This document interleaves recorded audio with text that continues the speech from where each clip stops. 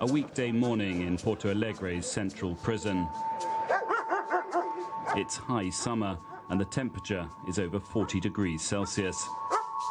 As ever, the complex is dangerously overcrowded to more than double its legal capacity. And every day more inmates arrive. Many of this southern city's problems are effectively dumped here in the mistaken hope that they will somehow go away. The man in charge of managing this precarious situation is the prison's director, Lieutenant Colonel Osvaldo da Silva. After a deadly riot in the prison in the 1990s, the military police were sent in on a temporary basis. They've been here ever since. What is the biggest challenge for running this prison? The overriding challenge for the prison administration is to do with the number of inmates and the current overcrowding. Every day this chart listing where the inmates are and where the problems are is updated. That figure should ideally be around 2,000. But this is currently the most overcrowded prison in all Brazil. Those inside include hardened reoffenders, but more than 60%, 2,500 men, are here despite the fact they haven't been sentenced. They're awaiting trial, sometimes for years. Where are we going now? The prison director likens this place to a mini-city, with, he says, all that is bad and all that is good in humanity. He was keen to show us the better side of the prison, such as the medical facilities. Here, all arriving inmates are screened for tuberculosis. Down the corridor, there's a dental surgery. Here, a pioneering project where drug-free inmates are encouraged to use music and art to reconnect with the world outside. And the jail has something of a first in Brazil, separate accommodation for transvestite and homosexual prisoners. But most of the jail is nothing like this. In the main blocks, which were cleared out before our visit, up to 8 prisoners share each of these cells. They were designed in the 1950s to hold 2 people. At one point, seeing us, the inmates started shouting that they were short of water.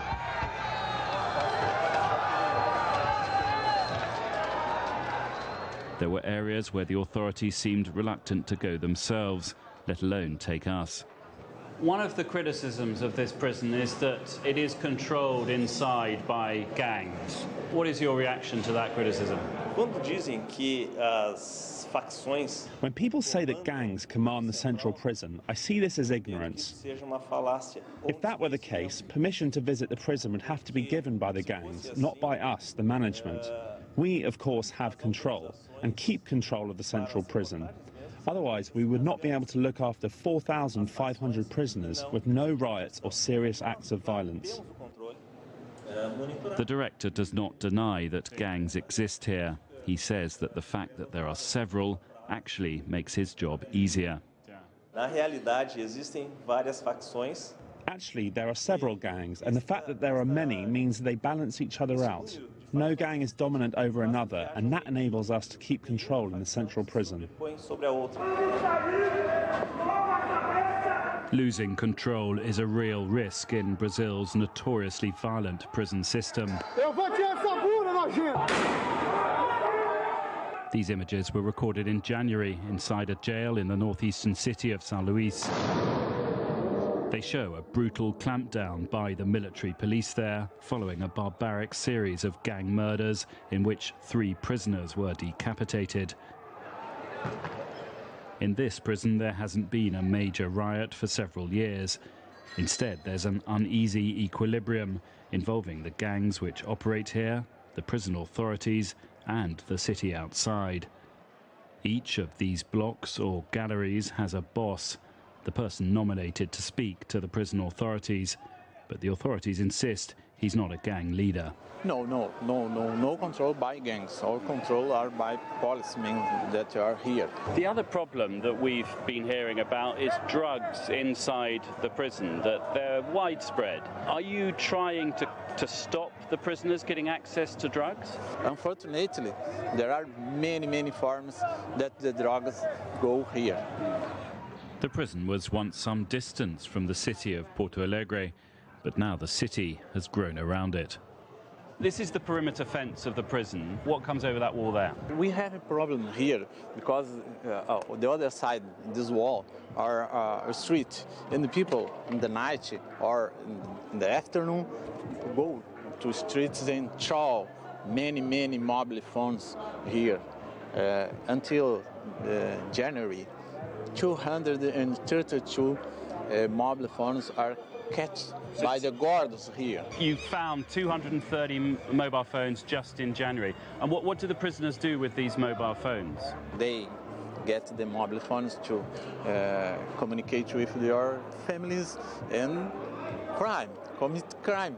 So they use, say they're drug dealers inside the prison, they're using those mobile phones to carry on their business? Yes, it's possible. Yes.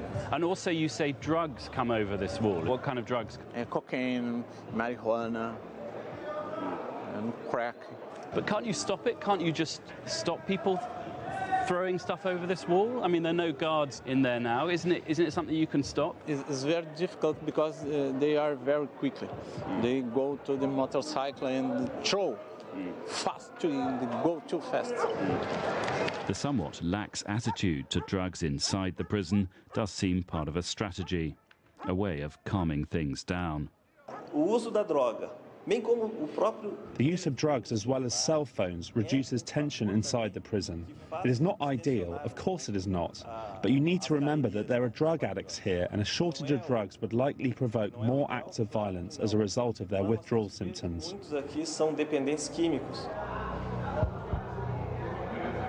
It's a logical argument, but if a jail is supposed to be part of society's efforts to reduce crime, something has gone wrong here.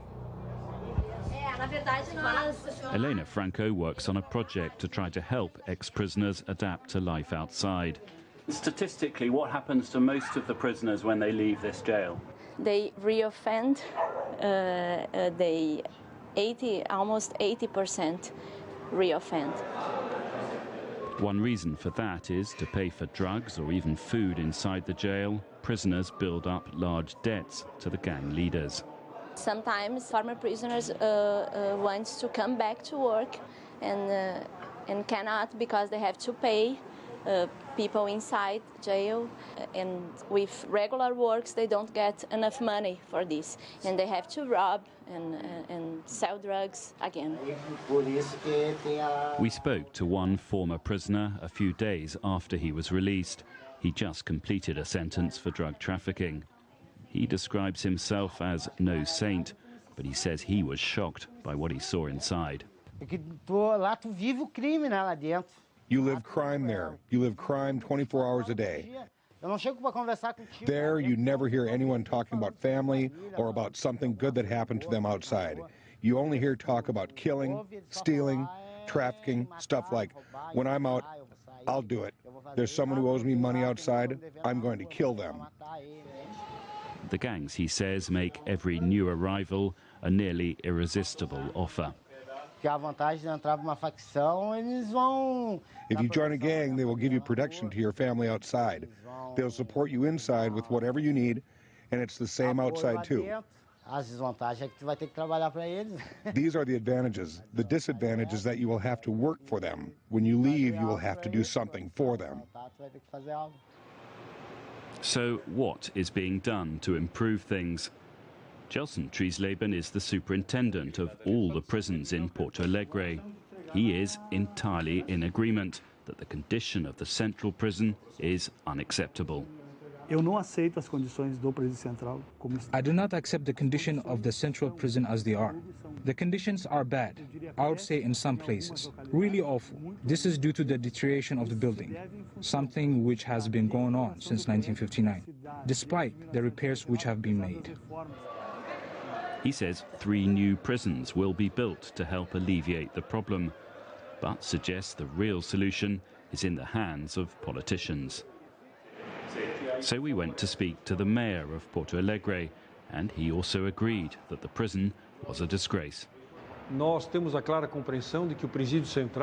have a clear understanding of what is going on in the central prison, and I'm not just referring to this government. This goes back many years, is an undignified treatment of prisoners. A prisoner should be deprived of his liberty, but you cannot fundamentally violate his rights, as is happening in that prison. The way out of this is to construct smaller prisons, more decentralized, so we can treat the prisoners in the correct manner. But there is a major contradiction in public opinion. Every time that a governor talks about constructing a new prison with state money, there is enormous resistance from the public. Nevertheless, we need to confront this problem. The central prison, it is something which is shameful for us all.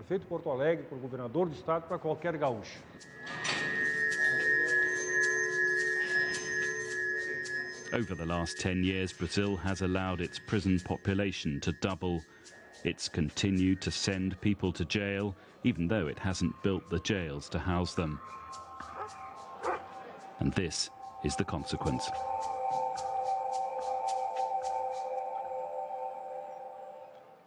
Não há investimento nessa área, tá? E os presos acabam sendo amontoados, tá, em locais muito ruins. Os nossos índices nas prisões aqui, no que concerne a doenças que já deviam estar erradicadas, como tuberculose, por exemplo, são muito elevados e remontam lá à Idade Média. E 4 vezes por mês, 4 vezes por mês Todos os dias nós temos presos que morrem dentro dos presídios, a maioria deles sem atendimento médico. Acabam indo para o hospital, e apenas assim, em estágio já muito terminal, e vários não sobrevivem. Alguns, inclusive, morrem dentro do presídio, assim, sem atenção. Há uma expressão popular aqui no Brasil, no sentido assim, de que o preso, por ter praticado crimes graves, hediondos, etc., que a pessoa deveria apodrecer na cadeia. Isso é uma expressão popular. Bom, nós temos aqui alguns casos de pessoas que efetivamente estão apodrecendo dentro das prisões.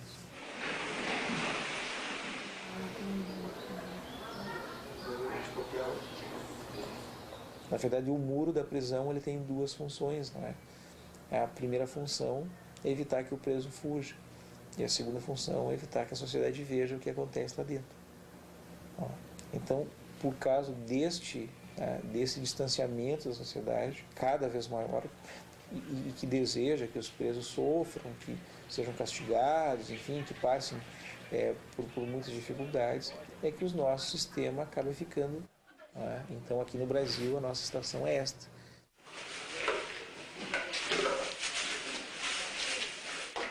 Nosso investimento na área prisional, em todos os aspectos, é praticamente zero. É muito pouco isso. Isso resulta dessa situação histórica. Isso não é bandeira de campanhas políticas, de partidos políticos, né? Não consta na campanha de qualquer candidato melhoria do sistema prisional. Isso não rende votos. Tá? Então ficamos nesse sistema, uma bola de neve, né? E as pessoas praticando cada vez crimes mais bárbaros, tá? Muitos deles comandados de dentro das próprias prisões. As facções exploram os territórios dentro do sistema prisional e digamos assim, elas aferem dinheiro, elas têm lucro em cima dos territórios, porque é cobrado, né? Você é cobrado para dormir, para tomar banho, é cobrado pelo remédio, pela comida, não é? Mas é meio vampiro aqui também, não gosto muito. Só que hoje nós não temos, digamos assim, nós temos preso dormindo sentado, né? Que não há espaço. Consequentemente, se eu não tenho espaço para deitar, muito menos espaço para trabalhar. Né? Dominado por grupos, né? Da situação caótica, né? Esse estado de coisas é vamos dizer assim, um laboratório gerador desse do problema da criminalidade. Isso aqui são armas que são apreendidas dentro, né? Essas armas, elas são utilizadas para dominar território, né? Elas não são utilizadas contra os guardas, né? Salvo exceção, assim, elas são utilizadas uns contra os outros para dominar, que é o destino da maioria. Elas entram por várias vias, né? Entram através de visitantes, entram através de servidores, assim, dentro de pessoas. Ah, peraí. É um raio-x aí. Isso, raio-x no visitante, né? Tinha um celular dentro, porque tem outros. O celular entra droga, assim, né? Eles colocam num recipiente tipo esse aqui, que é feito com fita de alta fusão, borracha e papel carbono, para enganar o sinal do detetor de metal. Né? Então, cada cela é para 8, tem 40 dentro. Dentro do banheiro, eles estão cumprindo pena, pode ver lá, tem um com colchão dentro do... já para ser o vaso, né? O estado das coisas era esse aqui. Aqui é o corredor, né? Do alojamento e os presos dormindo ali no corredor, né? Tinham dormindo em cima da laje do banheiro, né? Nos obrigou a... São presos que morrem por falta de atendimento, né? Praticamente... E essas coisas como é que acontece? O doente? Apodrece, né? Hã? Não, o sujeito é paraplégico, cria uma escara, porque não tem como se levantar sozinho, depende dos outros. Não tem atendimento, apodrece, infecciona e morre. São cenas que a gente pegou, isso aqui são deficiente mental algemado na parede, aqui a defeca do lado da cama, né? Esse aqui é outro doente mental, né? Enfim, presos nessas condições, assim, né? E a maioria é doente, essas pessoas que ficam nessas condições são doentes mentais, geralmente? Não, alguns doentes mentais, outros são presos, enfim, né? Esses aqui são presos comum, né? Então, o atendimento médico... É muito precário.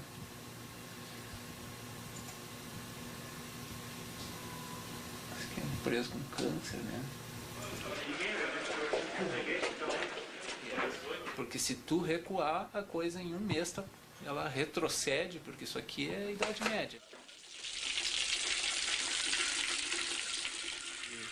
Em função da superlotação, o Estado não controla o que acontece da grade para trás, para dentro dos presídios, né? E são locais que ensejam a reprodução do crime, né? São locais onde eles funcionam como catalisadores da criminalidade.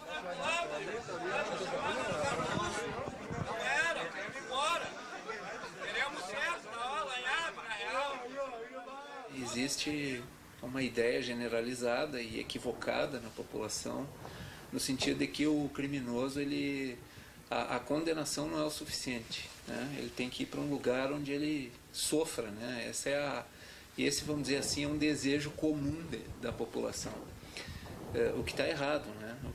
É uma ideia equivocada sobre as coisas e que acaba gerando essas consequências.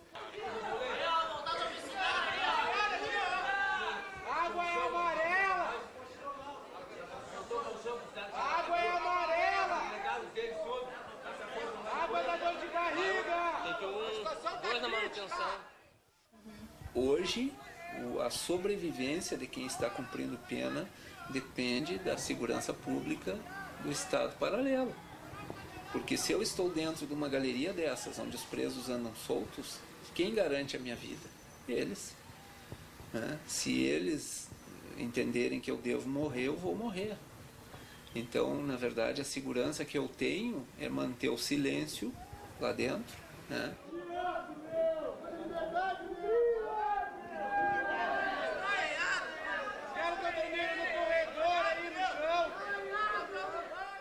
Esse estado de coisas, ele só pode ser modificado com investimentos por parte do Estado, né? Porque é preciso construção de presídios que sejam equipados para separar presos, né? Primários de reincidentes, presos perigosos de presos comuns, para evitar, porque esse é um sistema que escraviza muita gente, né? E depois tem os banheiros, onde eles tomam banho também, que é meio pequeno também. Você vai ver, são 2 vasos para 70 pessoas, ó. Um chuveiro também aqui, ó. Você só dá uma olhadinha aqui. 2 vasos para 70. Vasos e um chuveiro só. Um chuveiro. Aqui do lado da louça. Uma chaleira ali pra mim, só pra... Quer que eu ligue a água? Como é que tu liga? Ainda tem perigo ali de se acontecer o que? Os fios são todos lixinhos, né? Direto, tá esquentando. Mas é mais ou menos 1h30, você não comeu. Pode apontar ali pra cima de novo? Esse aqui é os colchões, as pessoas que cuidam no chão. E depois tem os outros por baixo das camas ali, né? Embaixo das camas tem mais os colchões. Os valos é quebrado, a ladeira do vale é quebrado. E agora com esse esquema que soltaram os carros vão ter que botar tudo de novo também, né? Vai encher mais um pouco também. Né? Então aqui vai encher mais? Claro, porque soltaram os caras daí e vieram os novos. E daí vieram os novos. E agora vai voltar os caras que já saíram de novo, vão voltar também. E daí os caras que já vieram novo daí. E daí não adiantou de nada.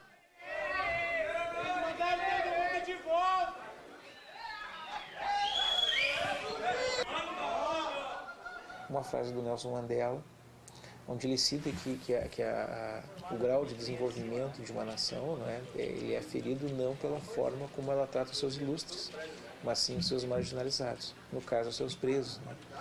E, segundo Mandela, ninguém conhece um país sem antes conhecer o presídio desse país.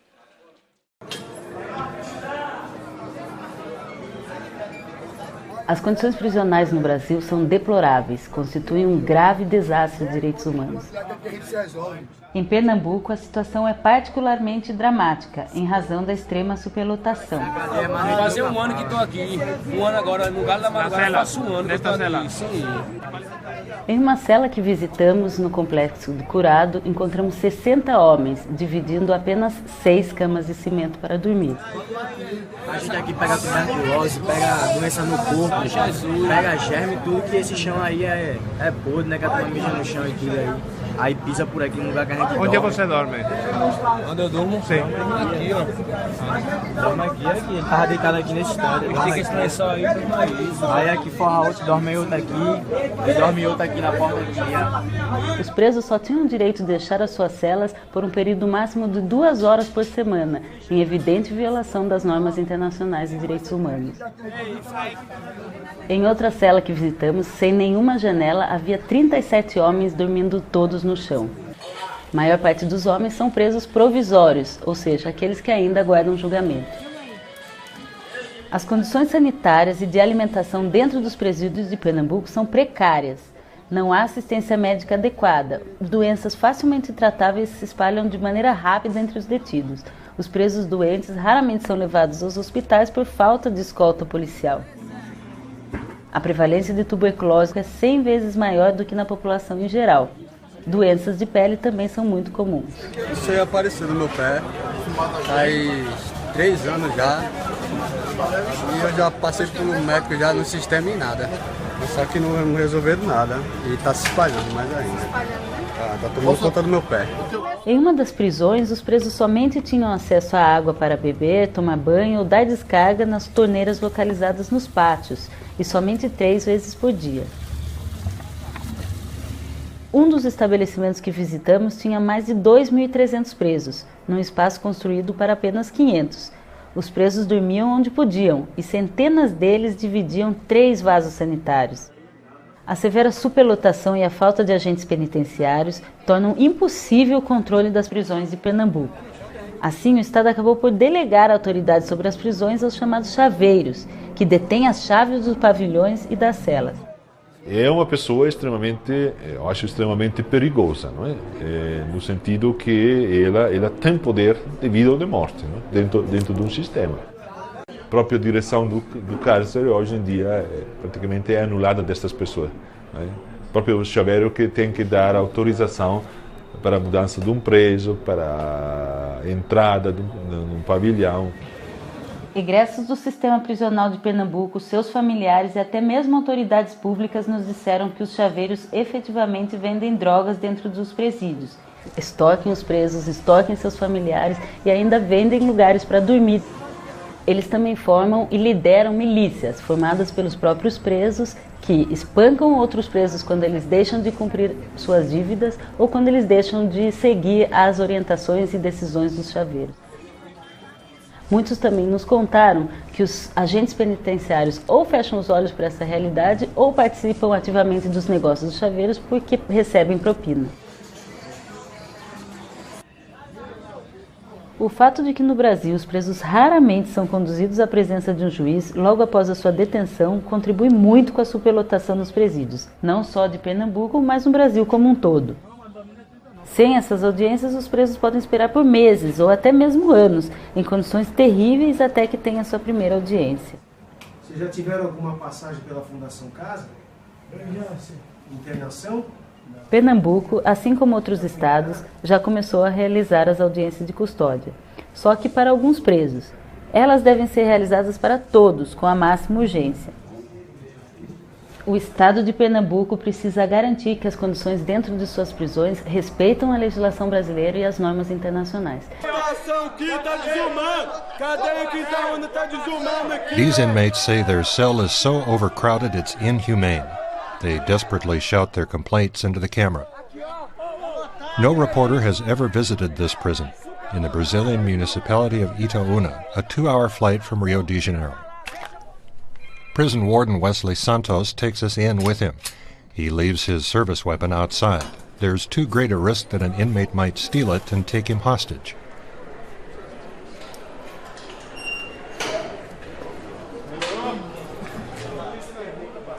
In here, we meet people forgotten by Brazilian society. Many have been imprisoned without trial, jammed together in the sweltering heat.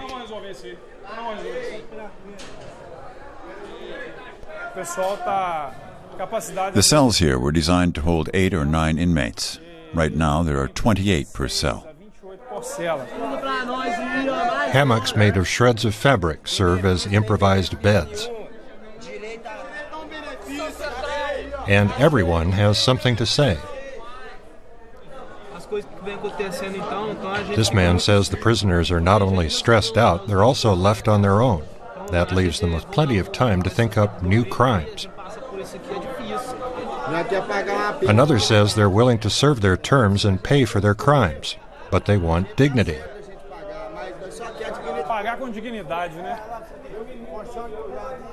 Santos tells him he knows that, but he's powerless to do anything about it. A new penitentiary building has been in the planning for years, but no funding has come through. And the number of inmates in Brazil has doubled in the past few years. The system is on the verge of collapse. 5 out of 6 inmates in state prison become repeat offenders. So Santos is glad there's an alternative, at least for a few of the prisoners. He tells this one, Enio Borges, to pack his things, and he gets a round of applause. Borges is a crack dealer, and after a year of waiting, he's allowed to leave the overcrowded cell. Together with 3 other inmates, he's being taken to a private prison with an alternative concept that's based on rehabilitation. The reoffending rate is said to be much lower there. We want to find out how it works. We're on our way to an APAC prison run by the Association for the Protection and Assistance of the Convicted. It's an NGO founded by donations and government aid.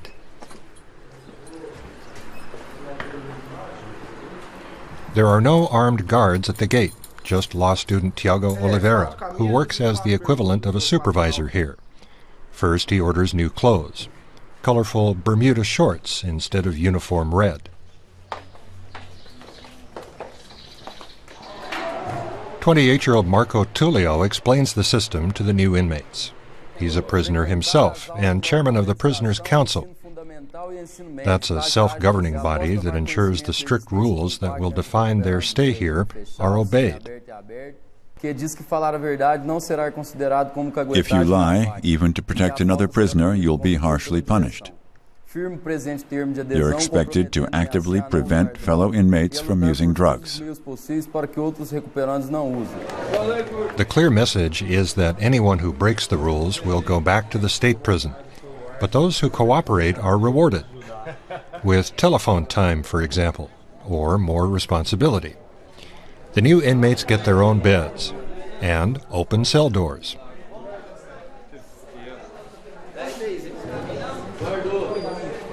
Marco Tullio tells us that on arriving in ordinary prisons in Brazil, they'd be subject to physical violence and insults.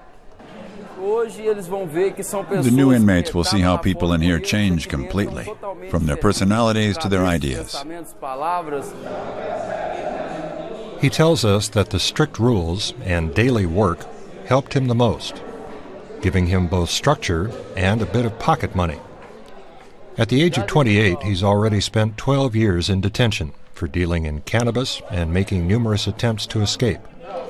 At first, he couldn't believe that there weren't any guards in the APAC prison. Selected prisoners have keys for the cells and the outer gates. Despite that, there have been no escape attempts for years.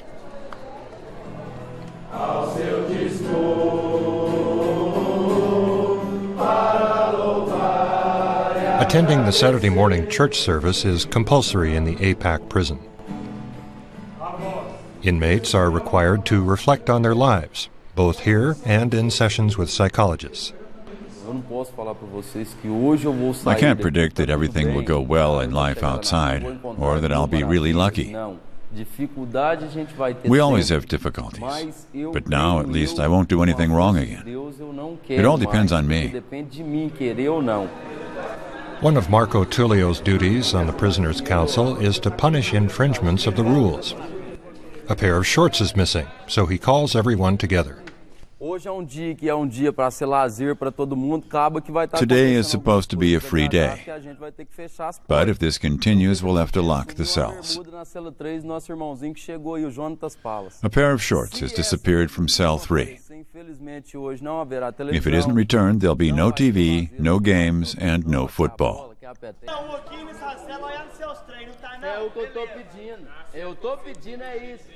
No one wants that. There are mutual recriminations and rumors.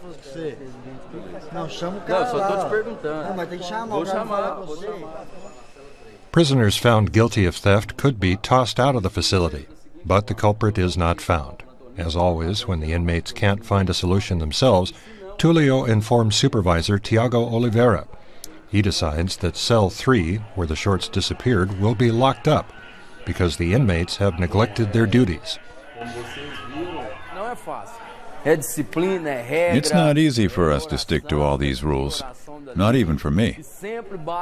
We have to justify ourselves for every little thing, and we have to deal with our own mistakes time and again. Sunday is visiting day. Families wait outside the prison, while the inmates get ready to meet them inside.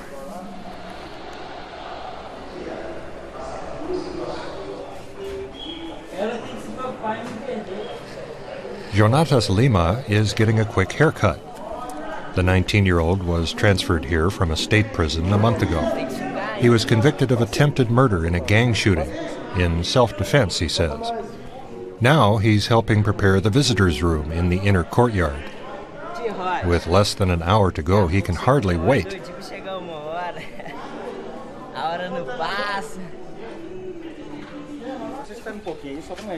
At the door are Janata's mother, grandmother, and 3 sisters. In the APAC prison, families are expressly welcome. Mas lá quem ia visitar ele era só eu, né? Pelo fato de igual ter que tirar roupas, outras coisas, aí as meninas já não iam. Eu preferia que elas nem fossem, né?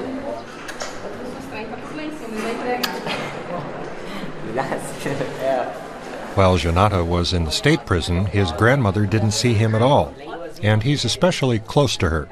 He shows her around almost proudly. His mother says she worries less now that he's here. Visits from his family are also an incentive for Jonata not to commit any infractions in the APAC prison.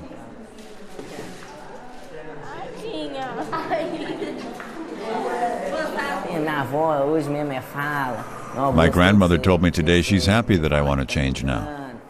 I could really see how glad she was. Now she has this broad smile on her face when she looks at me.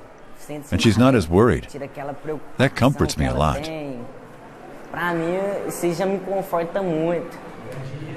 We wonder why there aren't more AIPAC prisons. Judge Paulo Carvalho is visiting. For years, he's been campaigning for the system to be extended, for donations, and for state support. There are now 40 of these alternative prisons here in the state of Minas Gerais. But other Brazilian states have not followed suit. You build an ordinary prison, open it, and transfer the inmates on the same day. That's simple. Not the AIPAC system. There you first have to explain to the communities, deal with the authorities, and prepare the inmates. That's a difficult process. But it's worth it. He tells us that when the prison is up and running, it costs only half as much per inmate.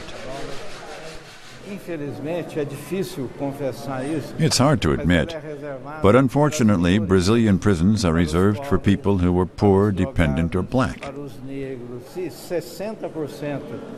If 60% of the inmates came from the prosperous middle class, our entire system would have changed long ago.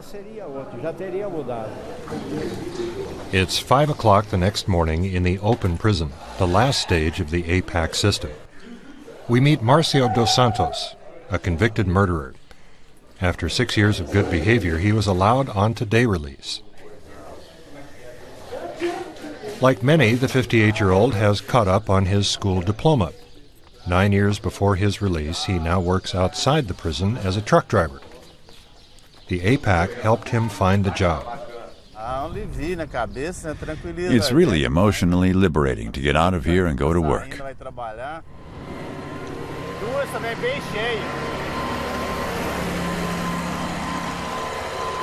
Even though he does have prospects for the future, Dos Santos is not blocking out the past. Time and again, he thinks back to the day that he shot his wife in a fit of jealousy. His son has rejected him since then. I sense this incredible burden, even though I regularly go to confession and prayers in the AIPAC prison. Knowing I've taken a life isn't easy to bear. The most important thing to me now is not to make any more mistakes.